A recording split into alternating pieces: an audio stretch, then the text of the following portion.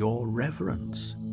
And the way she called his mother Jessica like a common serving wench instead of what she was, a Bene Gesserit lady, a duke's concubine and mother of the ducal heir. Is a Gom Jabbar something of Arrakis I must know before we go there? He wondered. He mouthed her strange words, Gom Jabbar, Kwisatz Haderach. There had been so many things to learn. Arrakis would be a place so different from Caladan that Paul's mind whirled with the new knowledge.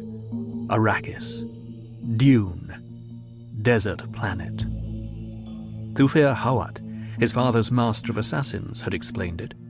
Their mortal enemies, the Harkonnens, had been on Arrakis 80 years, holding the planet in quasi-fief under a Chom company contract to mine the geriatric spice, Melange. Now the Harkonnens were leaving, to be replaced by the House of Atreides in fief complete, an apparent victory for the Duke Leto. Yet, Hawat had said, this appearance contained the deadliest peril, for the Duke Leto was popular among the great houses of the Landsraad. A popular man arouses the jealousy of the powerful, Hawat had said. Arrakis, Dune, desert planet. Paul fell asleep to dream of an Arrakeen cavern, silent people all around him moving in the dim light of glow globes. It was solemn there, like a cathedral, as he listened to a faint sound, the drip, drip, drip of water. Even while he remained in the dream, Paul knew he would remember it upon awakening. He always remembered the dreams that were predictions. The dream faded. Paul awoke to feel himself in the warmth of his bed, thinking. This world of Castle Caladan, without play or companions his own age, perhaps did not deserve sadness in farewell. Dr. Yueh, his teacher, had hinted that the Falfreluche's class system was not rigidly guarded on Arrakis. The planet sheltered people who lived at the desert edge without Caid or Bashar to command them. Will o' the Sand people called Fremen, marked down on no census of the imperial regate. Arrakis, Dune, desert planet. Paul sensed his own tensions and decided to practice one of the mind-body lessons his mother had taught him. 3 quick breaths triggered the responses.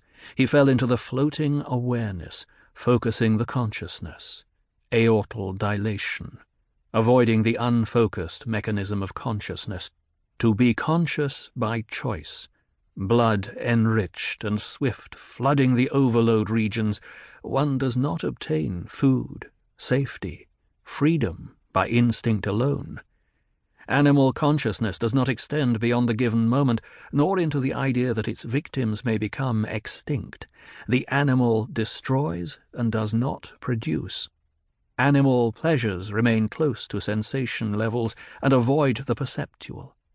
The human requires a background grid through which to see his universe. Focused consciousness by choice. This forms your grid. Bodily integrity follows nerve, blood flow according to the deepest awareness of cell needs. All things, cells, beings are impermanent. Strive for flow permanence within. Over and over and over, within Paul's floating awareness, the lesson rolled.